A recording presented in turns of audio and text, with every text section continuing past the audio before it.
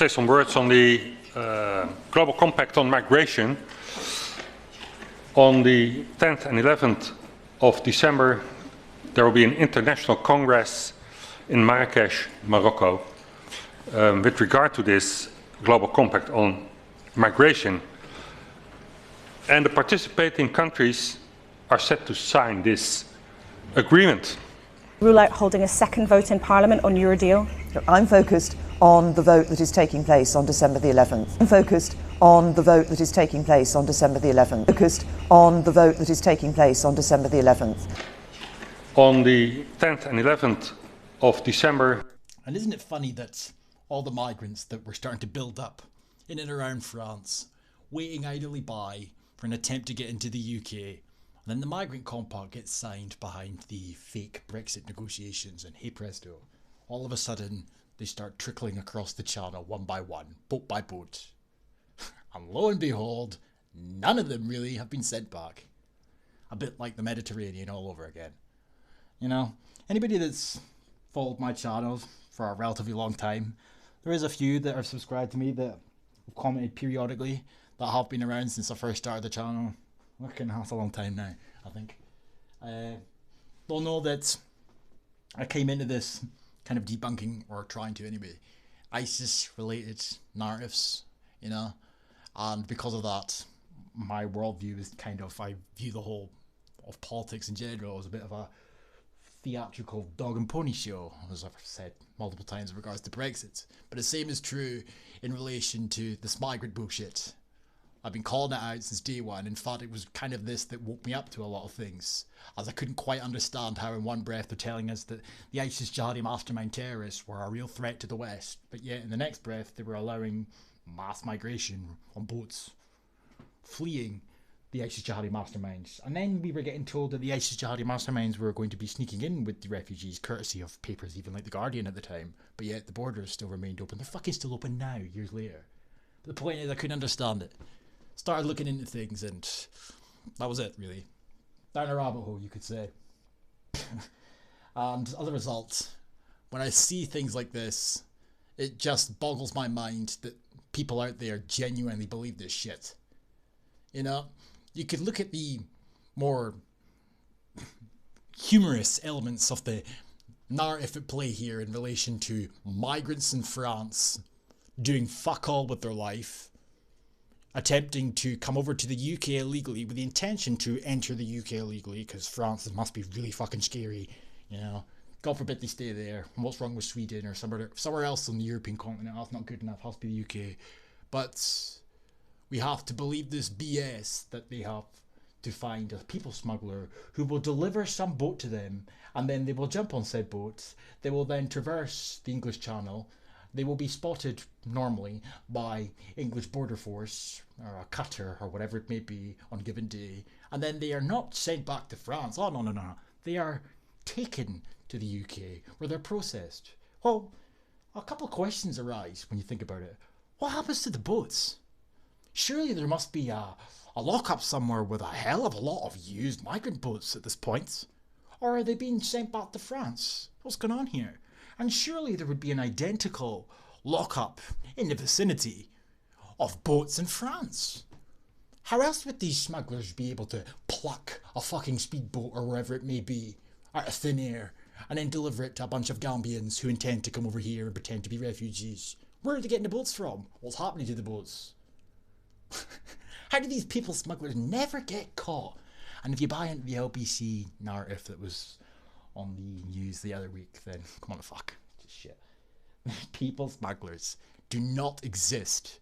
And for the simple reason that this migrant fake crisis has been going on for the best part of what? Near enough 6-7 years? And they were blaming the people smugglers from day dot. You know? And it was pretty obvious it was the NGOs back then. And when it comes to what's occurring now, I find it rather conveniently timed that France becomes overloaded with a bunch of migrants at Calais and Dunkirk and so on. The Migrant Compact is signed, and as if by fucking magic, they start coming over here. And we have the proverbial activists cheering them on, that chubcake from Kent, who was on Good Morning Britain, but they can't be blamed, realistically.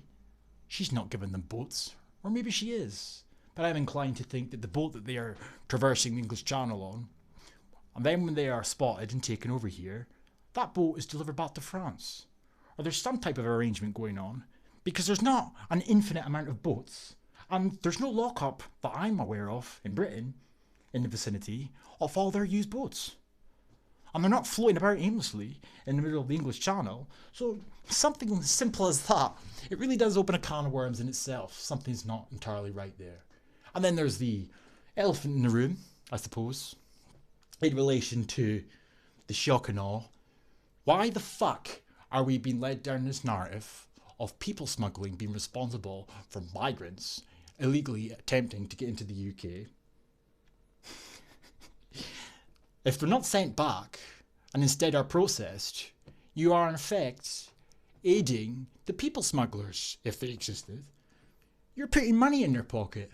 So it could be argued, if the people smugglers don't exist, but yet you're doing the second half of the job that the people smugglers supposedly doing the first half of, maybe it's the authorities that are to blame. And it isn't the fucking people smugglers. It's not difficult to figure out that they don't exist. Of course they do not exist. Anyway. Early January on the northern French coast. Filming with night vision cameras, we watch police patrols scouring the beaches. Britain's Home Secretary has declared the surge of migrants making it to England on small boats a major incident. Was this Sajid Javid from last year? Oh, great job he did, the bald dick. In response, the French authorities have pledged they will do everything they can to stop the illegal channel crossings. I am in touch with a group of Iranian men hoping to get to England. Always men. Just fucking men. At the disparate migrant camps, some will be trying to sleep, whilst others await the signal from smugglers that their journey is about to begin. Oh yeah, just pluck up a speedboat or a boat out of their arse and away they go. Come on, such shit. For miles along the coastline, the authorities and the migrants play cat and mouse. The French... Yeah, fucking lot of them seem to get away with it. Isn't that rather bizarre? If they're that determined to crack down on people smugglers, if they're that determined to crack down on illegal crossings, why is it that, albeit they may say that that's what they intend to do and that's what their motivations are, it never happens? It's almost as if the same as Sajid Javid back in December last year, as long as they come out and say something that could, to a degree, appease the people that are pissed off, they don't need to do anymore. Under pressure from the British government, say they have launched a crackdown. At another location, we see what appears to be a French police patrol arrive to examine a causeway, an ideal launching spot for a small boat. But 9 months after we filmed these searches, the migrants are still arriving in large numbers, and we can reveal that just 6% of those who reached England have been deported. And that is all the incentive more needs.